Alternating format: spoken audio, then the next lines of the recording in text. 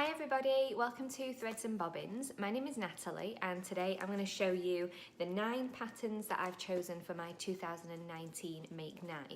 Last year's, for my 2018 choices, I chose quite a few PDF patterns, and this year I've chosen all paper patterns. I got all of the ones out that I had in my stash and had a quick sort through to see which ones that I would like to make.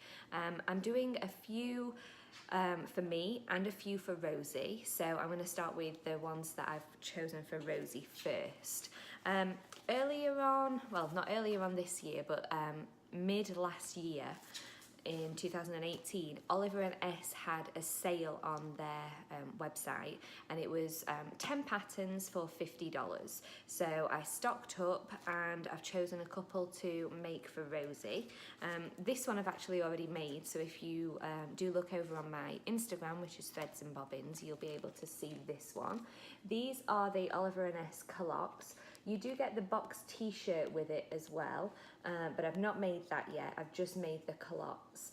Her measurements do come up at a 6 to 12 for this one, but I'm actually going to make the 12 to 18 month pattern for the culottes, just because I like them to be on the bigger side for her. The other one from Oliver and S is a carousel dress. With the picture on the pattern, you can't see the detail too much, so I'm going to spin it round.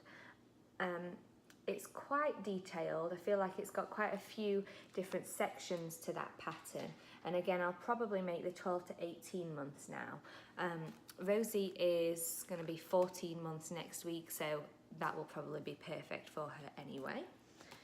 I've also got 2 patterns for her that I was sent from a friend. The first one is Simplicity 1449, and if you can see this, I'm going to do the tiered dress, but I'm not going to do A, I think I'm going to do B. The only difference is the this has like elasticated edges here, and I feel like this one has just the regular elasticated edges but just a normal hemline. I think this is more, I'm trying to see if you can see that. It's got like a bit on the sleeve that comes out after the elastic. Maybe it's a little bit more ruched. I've still not decided whether I need to make a hat yet. I'm going to see how the dress goes, and if I like it, I'll make the matching hat.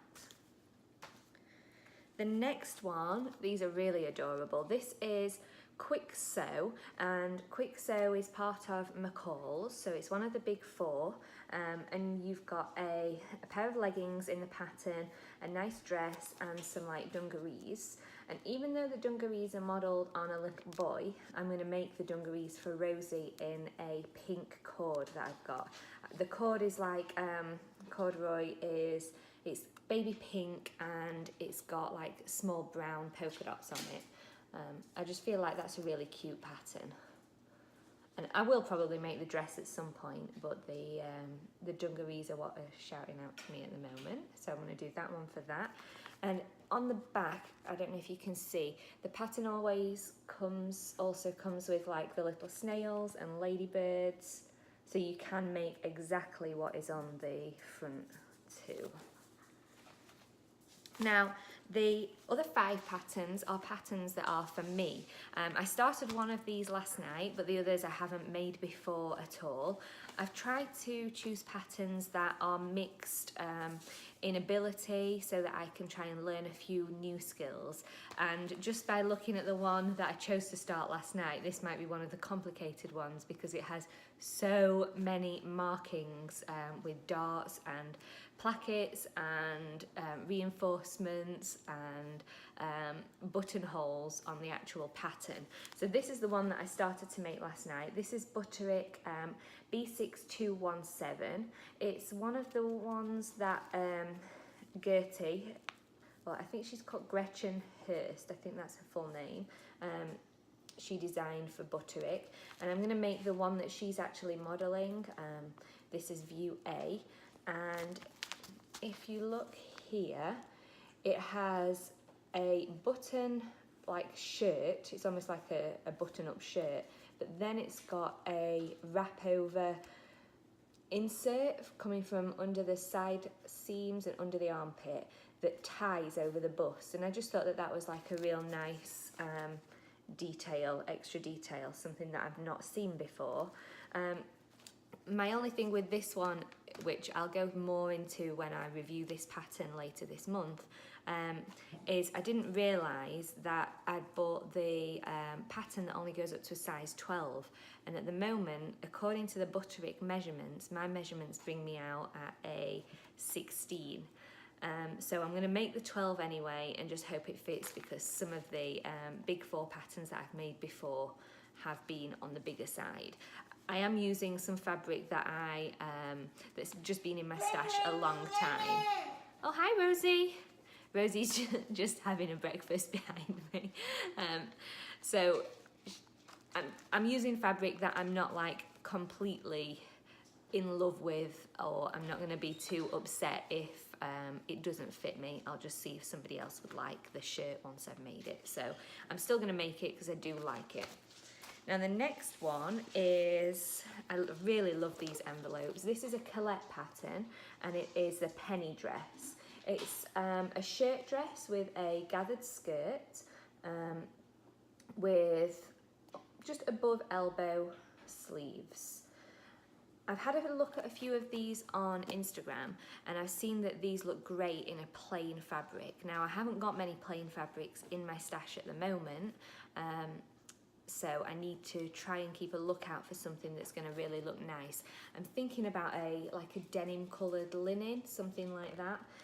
I just love how these Colette patterns are boxed and presented. And they do a good range of sizes as well. These go from a 0 to a 16, so I like that one. The next one is a simple sew, and I believe that this comes with a magazine in the UK, and again this was sent to me by a friend. Apologies if you can hear any dogs growling in the background. We've got dogs and babies in the background today. This, I'm not quite sure which version I'm going to make yet.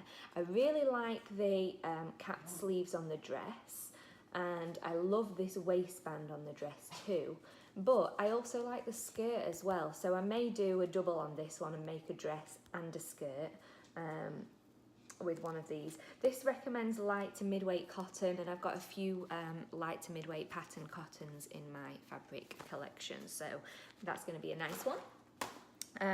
The next two are from Tilly and the Buttons.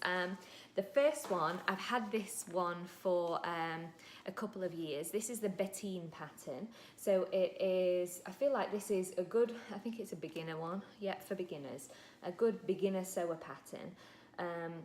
It's got an elasticated waist. You can have the option of putting pockets in it or not. I'm going to see if I can show you the actual line drawing there. I feel like this is just a good staple dress. If I saw a dress like this in a shop, I naturally gravitate towards these dresses because they have the nice elasticated waist, so it accentuates your waist a little bit more, but it's also a little bit baggier, so it hides any lumps and bumps too. So I really like making Tilly and the Buttons patterns, so I'm holding high hopes for this one, I think. And I also got the stretch book for Christmas. So this has been doing its rounds. I've seen loads and loads of hype about lots of these patterns. I think it was I'm trying to find the fold over. I can't remember the name of it. I want to say Joni, but it might not be Joni. Let me have a look.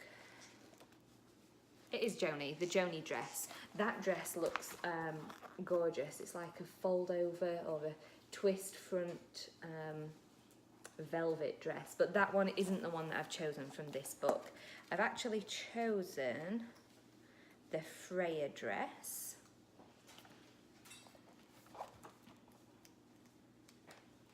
When I can find it, hold on. Here it is. So the pattern comes with a sweater version and a dress version. So you can see the sweater there, and I think that's actually paired with the skirt that is one of the patterns in here too. The line drawing, it just looks like a simple cuffed dress. with a nice little raised collar, rollover collar. But I like the ruffle version, so once I've made like a simple version, I think I might have a go at this one too. And I saw Gabby from Gabardashery make this mustard yellow one, and it was really nice, so I might even stick to the mustard yellow. But for me, the first one I'm going to try and make is the cowl neck version. I just really like how that drapes here, and I think that is always quite flattering on me. I've had a few cowl necks in the past, so that's number 9 for me. So thank you for watching. I have detailed some of these a little bit more in my blog and on Instagram, so head over there if you would like to, and I will see you soon. Bye!